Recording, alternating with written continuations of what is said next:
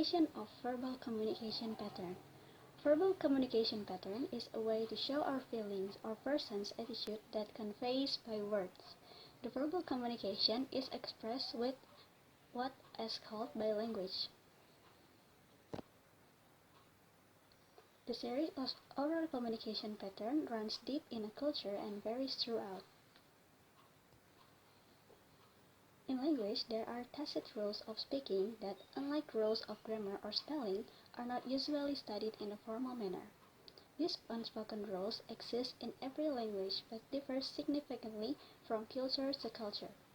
Acquiring a second language demands more than learning new words and another system of grammar. It involves developing sensitivity to aspects of language that are usually not taught in language textbooks. Some important rules include permissible degrees of directness in speech and forms of politeness used in daily conversation. Compared with other languages, American English strongly emphasizes directness in verbal interaction. Many expressions exemplify this tendency. Don't beat around the bush. Let's get down to the business. And get the point all indicate impatience with avoiding issues. If a son hesitates telling his father that he received a bad grade in school, his father might respond angrily with, "Out with it," or "Speak up." Directness is also seen when information is requested from strangers or from people who are not well known to you. For example, when passing a professor's office, student may say, "Excuse me, I'd like to ask you a couple of questions." Her professors may respond, "Sure, go right ahead." What's the problem? In these interactions, the students state her purpose and the professor respond immediately. Of course, there are limits to the degree of directness a person is allowed to express, especially with people of higher status such as teachers and employers. A male student was surprised at the reaction of his female teacher when he said, "What has happened to you? You look like you gained a lot of weight." When the teacher replied, "That's none of your business," he answered in the embarrassed tone, "I was just being honest." In this case, his honesty and directness were inappropriate and unappreciated because of the teacher-student relationship. Here I will explain about invitation. An invitation in verbal communication might have some rules that are generally misunderstood. People might say something that seems like invitation, but it is not. Like, for instance, if they say, "Oh, maybe you should come by to my place later," and then the other party will respond with, "Oh, sure," but in the end it will not result to the actual meeting because it wasn't an invitation. Rather, it is just a way of politely ending some conversation. If they really want to invite someone, they would have specified the time and place they should meet. And then the next is speaking and refraining from speaking. In most cultures, the silence in speaking might be seen like an unsuccessful conversation or disagreement.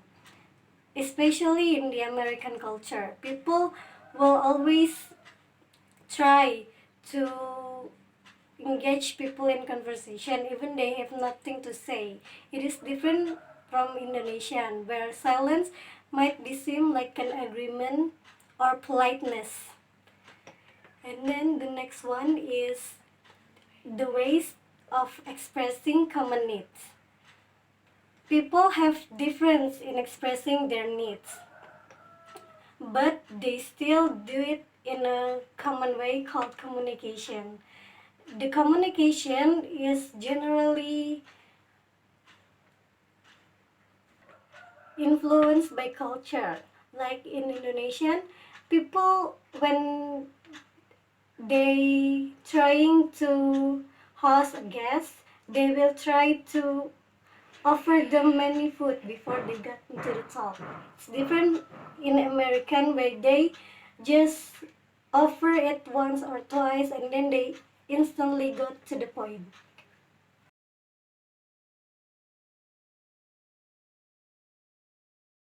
is Carolina, and here I will try to explain about the next material. It's about nonverbal communication. Nonverbal communication is a way to express one's basic needs and feelings in a subtle and wordless expression.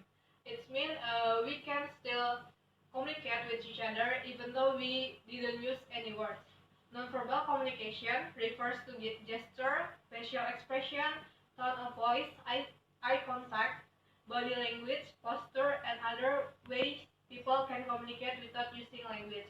For example, when you use this gesture, it means you try to tell people that they need to keep silent or be quiet, and the other people must be already understand what does it mean by this gesture.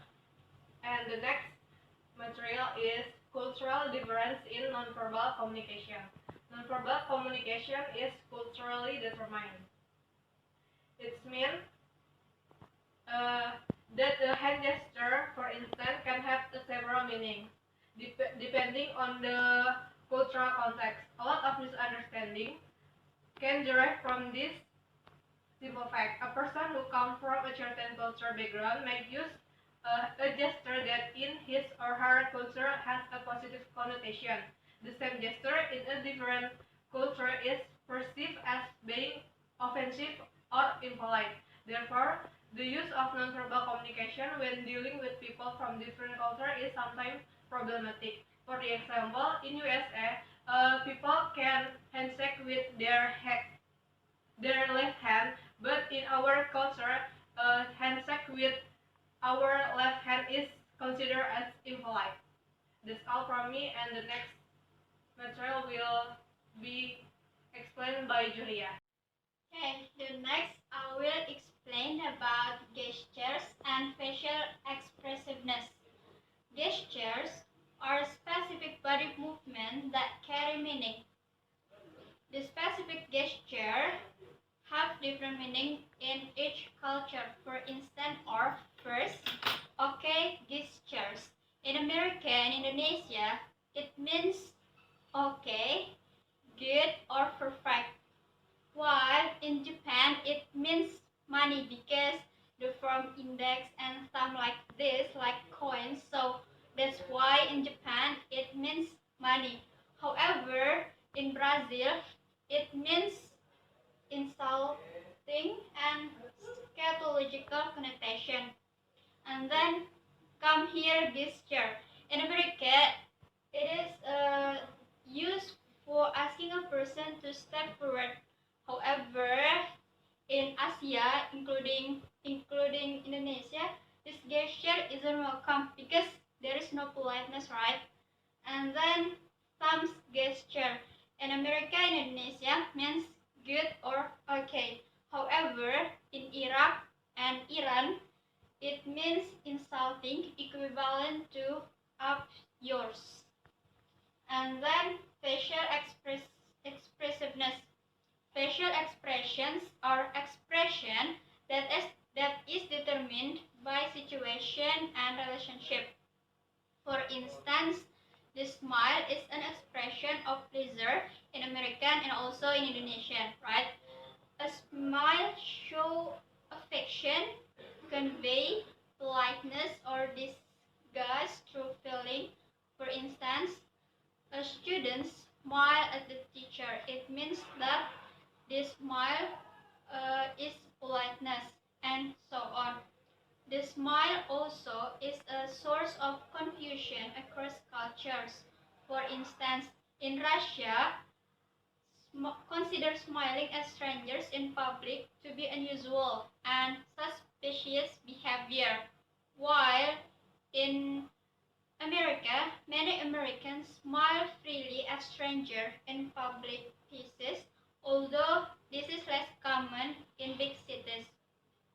Some Russians believe that Americans smile in the wrong places, and some Americans believe that Russia don't smile enough. And in Southeast Asian cultures, a smile is frequently used to cover emotional care or embarrassment. So that's all from me.